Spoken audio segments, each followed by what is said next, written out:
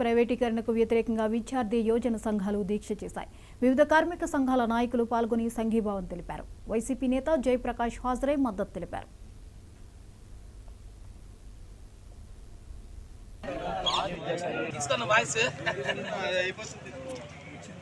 చంద్రబాబు నాయుడు గారు, పవన్ కళ్యాణ్ ఈరోజు ఆంధ్ర రాష్ట్ర ప్రజలను మోసం చేస్తున్నారు. ఇప్పటికైనా ఒకటే చెప్తా ఉన్నాం, ఈ రాష్ట్రంలో 32 మంది ప్రాణ త్యాగాల ఫలితంగా ఏర్పడిన స్టీల్ ప్లాంట్ ఈ రాష్ట్రంలో అతిపెద్ద ఏకైక భారీ పరిశ్రమ. ఇటువంటి భారీ పరిశ్రమని ఇవాళ ప్రైవేట్ పరం చేయాలని చెప్పి చూస్తే ఈ రాష్ట్రంలో 5 కోట్ల మంది ప్రజలు చూస్తూ ఊరుకోరు, ఎట్టి పరిస్థితుల్లో సహించరు. మీకు ఖచ్చితంగా తగిన గుణపాఠం చెప్పడానికి కూడా ప్రజలు సిద్ధంగా ఉంటారు.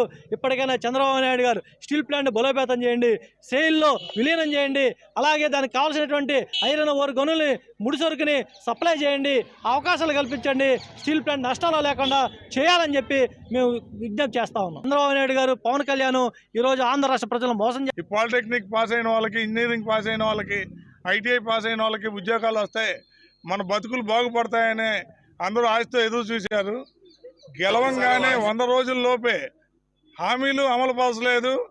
వాళ్ళు ఇచ్చిన హామీలో ఉన్న విశాఖ ఉక్కు ప్రైవేటీకరణ ఆపుతానన్న దాని అంశం కూడా దాన్ని గంగలో తొక్కి వారు అది ప్రైవేటీకరణ దిశగా కేంద్రం వేస్తున్న అడుగులకు మడుగులొద్దుతా వెనకాల వీళ్ళందరూ కూడా సై అంటూ వంత పాడుతున్నారు.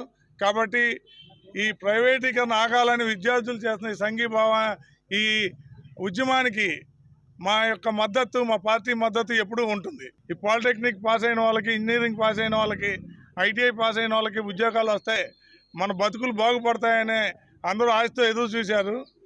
గెలవంగానే 100 రోజుల్లోపే హామీలు అమలు పరచలేదు.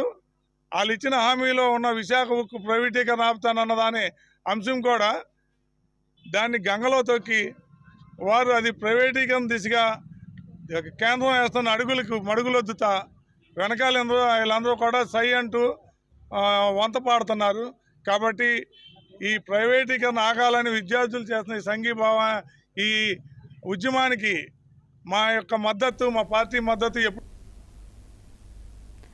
కర్నూలు జిల్లా ప్రత్తికొండ ప్రజావేదికలో సీఎం